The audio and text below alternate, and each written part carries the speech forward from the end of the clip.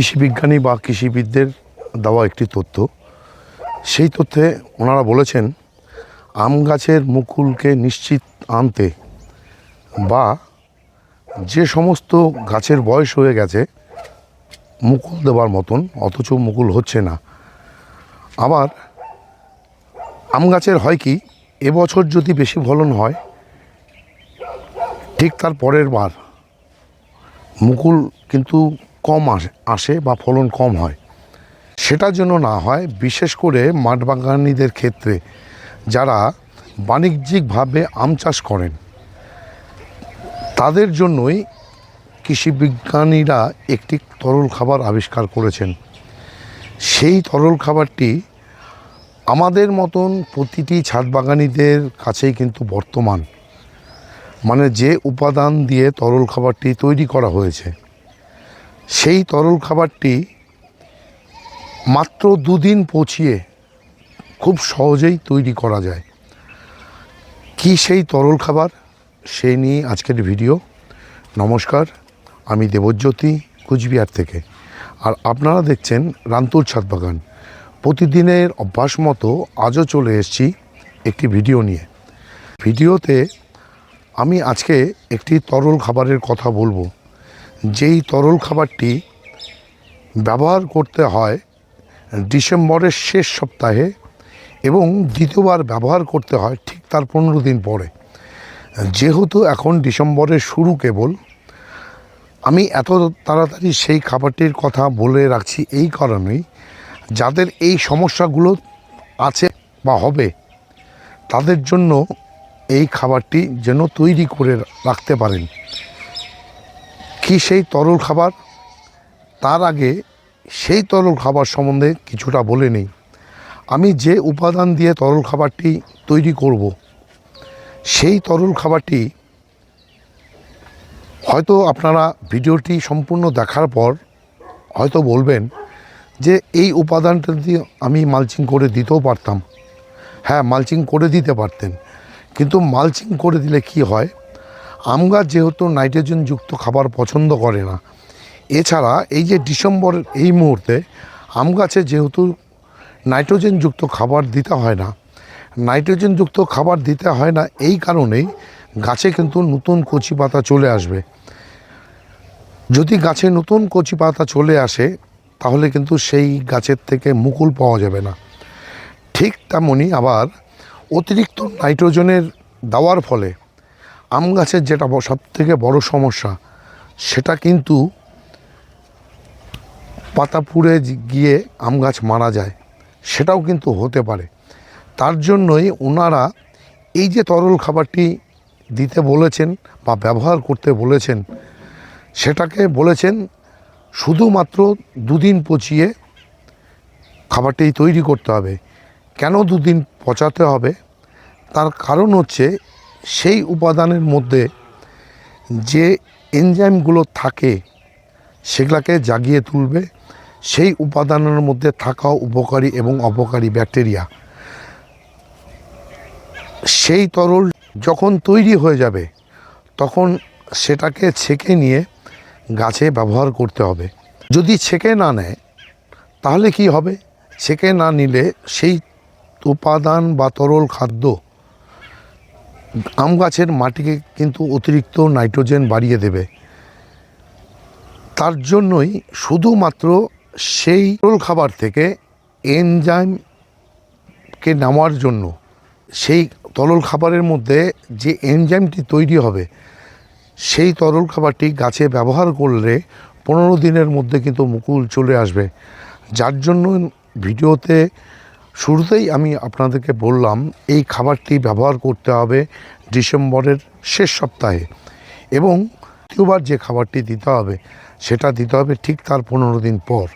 এবার কি করে গাছে ব্যবহার করতে হবে সেটা দেখে নিয়ে তারপর আপনাদেরকে জানাবো সেই তরল খাবারটি কি করে বানাতে হয়। গাছে তরল খাবারটি দেওয়ার জন্য গাছে কিন্তু ঠিক এভাবে প্রথমে আপনাদেরকে চ্যানেল কেটে নিতে হবে। দেখুন আমি কিভাবে চ্যানেল কেটে নিয়েছি। এই চ্যানেল কেটে নিয়েই কিন্তু গাছে সেই তরল খাবারটি দিয়ে দিতে হবে। এই চ্যানেল ভর্তি হতে যে গাছের যতটুক জলের প্রয়োজন সেই হিসেবেই কিন্তু সেই তরল খাবারটি দিয়ে দিতে হবে। এখানে একটি কথা বলে রাখি, যে তরল খাবারটি তৈরি করা হবে সেই তরল খাবারটি ভেজানোর পর সেটা তৈরি হয়েছে কি না সেটা কি করে বুঝবেন? যেহেতু সেই খাবারটি দুদিন ভেজাতে হবে, দুদিন পরে লক্ষ্য করা যাবে সেই তরলের মধ্যে ছোট ছোট বাবলস ভেসে থাকবে। তার থেকেই বোঝা যাবে সেই তরল খাবারের মধ্যে এনজাইম তৈরি হয়েছে। সেই বাবলস তৈরি হওয়ার কারণ অক্সিজেন গ্রহণ করে কার্বন ত্যাগ করবে, তার জন্যই কিন্তু এই বাবলসগুলো তৈরি হবে। খাবারটি ব্যবহার করতে হবে একটি আম গাছে দুবার, ডিসেম্বরের শেষ সপ্তাহের একবার, ঠিক তার 15 দিন পর দ্বিতীয়বারে সেই তরল খাবারের সাথে একটি উপাদান মেশাতে হবে। এই ভিডিওতে আমি আপনাদের সেই তরল খাবারটি দেখাতে পারছি না, তার কারণ হচ্ছে যেহেতু আমি আমার গাছগুলোতে সেই তরল খাবারটি ব্যবহার করব ডিসেম্বরের শেষ সপ্তাহে, সুতরাং এখন বানিয়ে রাখলে আমাকে দিয়ে দিতে হবে দুদিন পরেই। তার জন্যই আমি সেই খাবারটি আপনাদেরকে তৈরি করে দেখাতে পারছি না।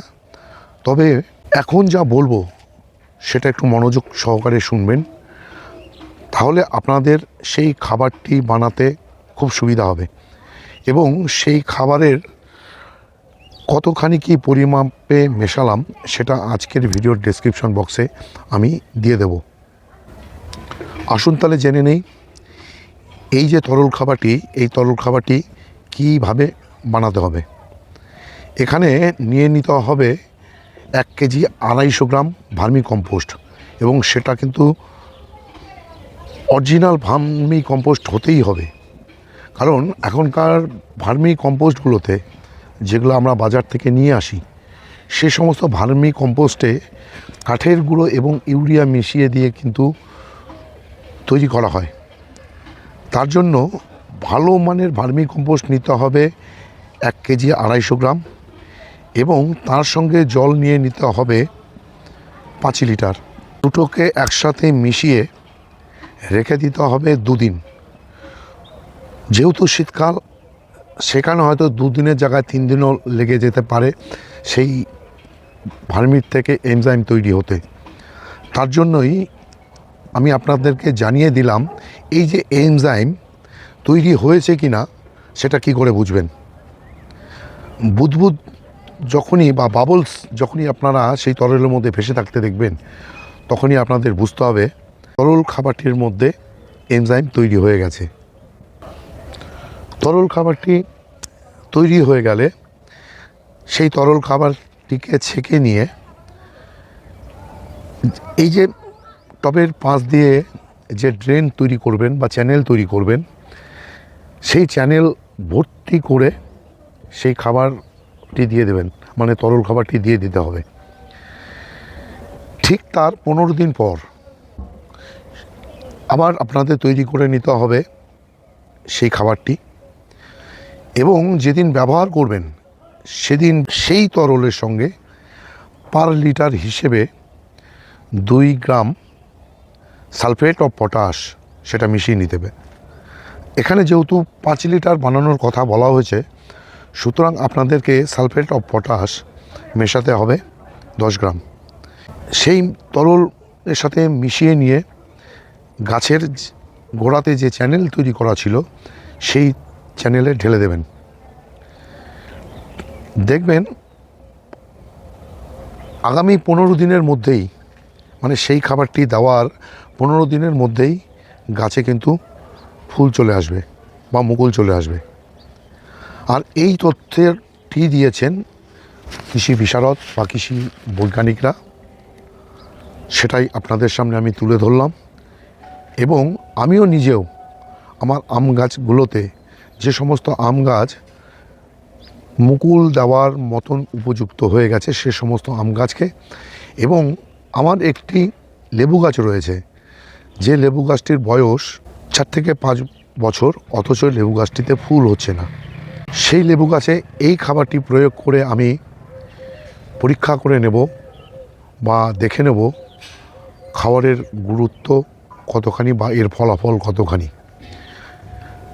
এই ছিল আজকের ভিডিও। আজকের ভিডিওটি যদি আপনাদের ভালো লেগে থাকে, আপনাদের কাছে যে সমস্ত এ ধরনের গাছ রয়েছে, বিশেষ করে আম গাছ এবং লেবু গাছ, আপনারাও চাইলে এই পদ্ধতি মেনে চেষ্টা করে দেখতে পারেন। তবে এখানে বলবো করতেই হবে এমন কোনো বিষয় নয়, যেহেতু অনেকেই আম গাছে ক্যালসিয়াম 0050 এবং একটি মাইক্রোনিউট্রেন সিউইড বেস দিয়ে দিয়েছেন, যার ভিডিও আমি দুদিন আগেই আপনাদের সামনে তুলে ধরেছিলাম। সেই খাবারের সঙ্গে এই খাবারের মোটামুটি অনেকটাই মিল রয়েছে। তার জন্যই আপনাদের সামনে আমি এই যে খাবারটি, তরল খাবারটি, সেটা তুলে ধরলাম। ভিডিওটি ভালো লেগে থাকলে একটি লাইক দেবেন, কমেন্ট করবেন এবং আমার চ্যানেলটি যদি সাবস্ক্রাইব করা না থাকে, চ্যানেলটি অবশ্যই সাবস্ক্রাইব করে নেবেন।